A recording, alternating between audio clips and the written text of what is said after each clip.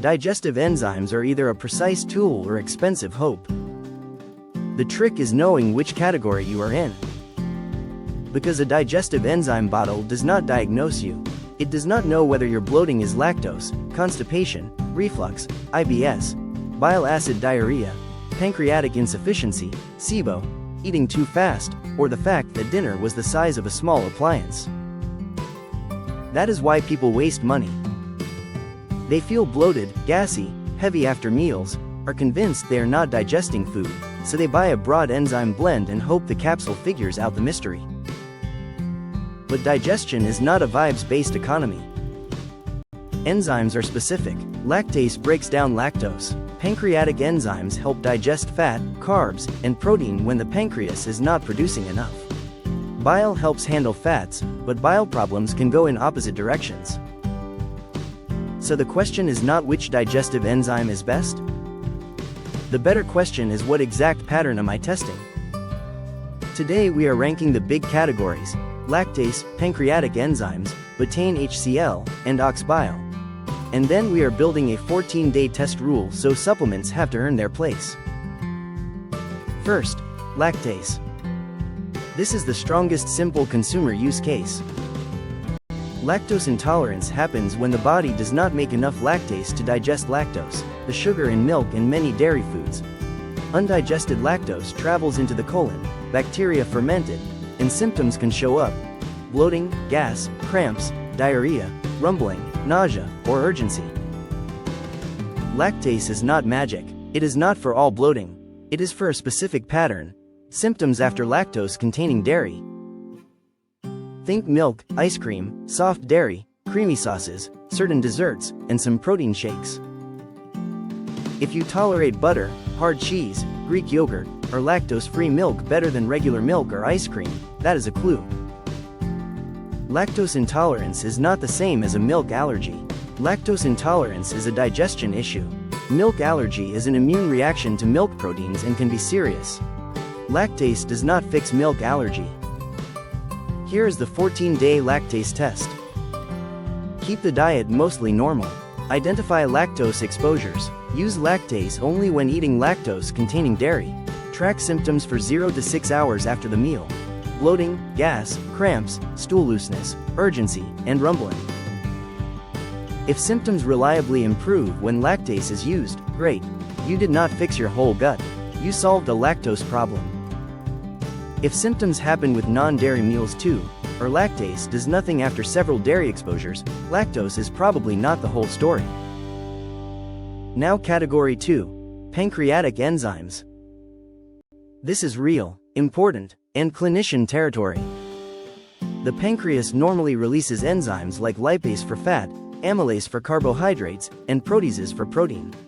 Exocrine pancreatic insufficiency, or EPI, means the pancreas is not delivering enough enzymes to digest and absorb nutrients properly. This is not "I felt heavy after pizza" territory. This is the category where we pay attention to greasy, oily, floating stool that is hard to flush, chronic diarrhea, unexplained weight loss, excessive gas, fat-soluble vitamin deficiencies, malnutrition signs, or symptoms after pancreatitis, pancreatic surgery, cystic fibrosis, pancreatic cancer, Crohn's, celiac disease, or long-standing diabetes. If the stool looks oily, floats, and refuses to flush, that is not a supplement shopping moment. That is a testing moment. Prescription pancreatic enzyme replacement therapy can be life-changing for people who truly need it. But over-the-counter enzyme blends are not the same thing as diagnosed, dosed, prescription pancreatic enzymes. So if this pattern fits, the move is not to buy the strongest enzyme blend online. The move is to get evaluated. Now Betaine HCl. This is the overhyped caution zone. Betaine HCl is popular because the logic sounds simple. Maybe the stomach needs more acid. If protein meals feel heavy, maybe low stomach acid is the issue. The problem is that the symptoms people blame on low stomach acid overlap with reflux, gastritis, ulcers, functional dyspepsia, eating too much, eating too fast, and normal delayed stomach emptying after a giant meal. Betaine HCl can lower stomach pH. That part is plausible. But lowering stomach pH in a study is not the same as proving it fixes everyday bloating, reflux, or digestion for the general population. And this is where internet confidence can become chest-burning regret.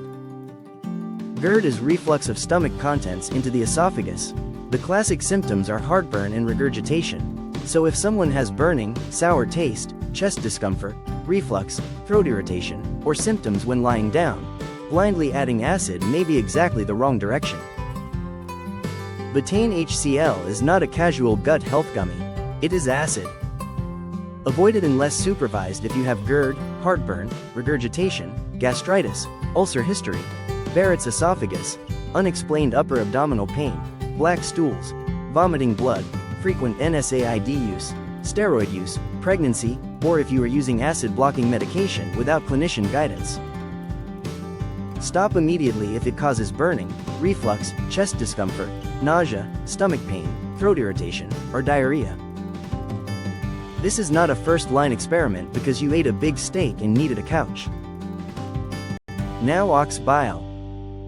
This may be the most misunderstood category.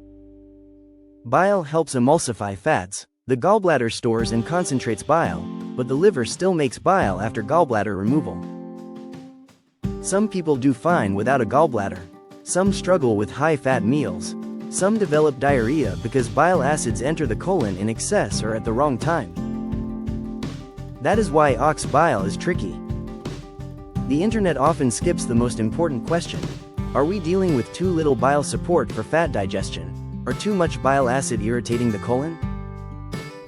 Those are opposite problems. If someone has watery urgent diarrhea, especially after gallbladder removal or with IBS-D-like symptoms, taking more bile may be the wrong direction. Bile acid malabsorption can cause watery stool, urgency, and even fecal incontinence, and treatment often involves binding bile acids, not adding more. Ox bile is not automatically the answer after gallbladder removal.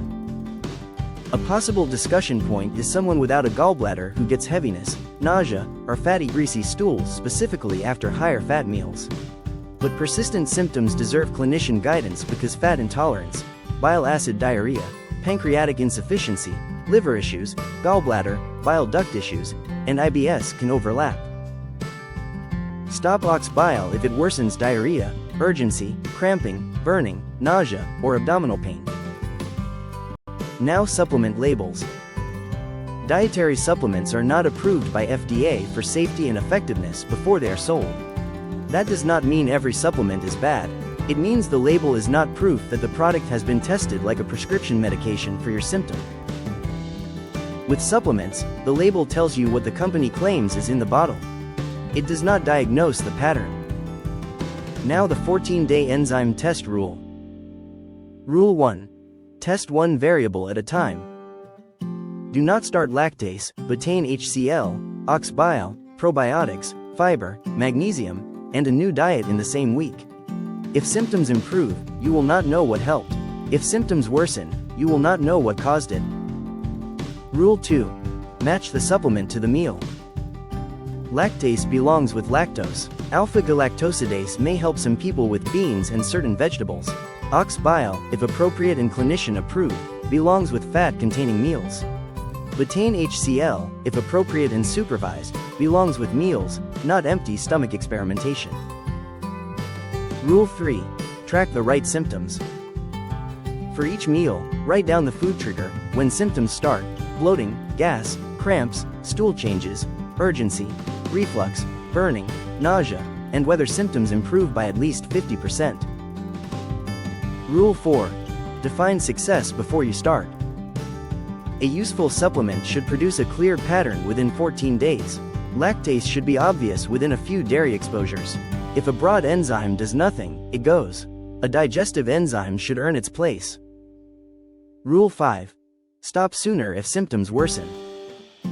Burning, worsening reflux, diarrhea, abdominal pain, nausea, black stools, blood in stool, vomiting, fever, weight loss, nighttime diarrhea, oily stool, jaundice, trouble swallowing, or persistent new symptoms after age 50 means stop guessing and get evaluated. The final takeaway is simple. Digestive enzymes are not a general gut health multivitamin. They are targeted tools. Lactase is the cleanest over-the-counter use case. Pancreatic enzymes are real but medical. Betaine HCl is acid and should be treated with caution. Bile is nuanced because bile problems can mean opposite things. Do not buy an enzyme. Buy a hypothesis. Test it cleanly, track the pattern, keep what works, drop what does not, and do not let a supplement bottle become a substitute for diagnosis. If this saved you money and protected your stomach from unnecessary experiments, tap like, subscribe to Longevity Compass, and check the description for our Amazon KDP book plus the few enzyme tools that actually make sense for specific use cases. Because the symptom is not the diagnosis. The meal pattern is the clue.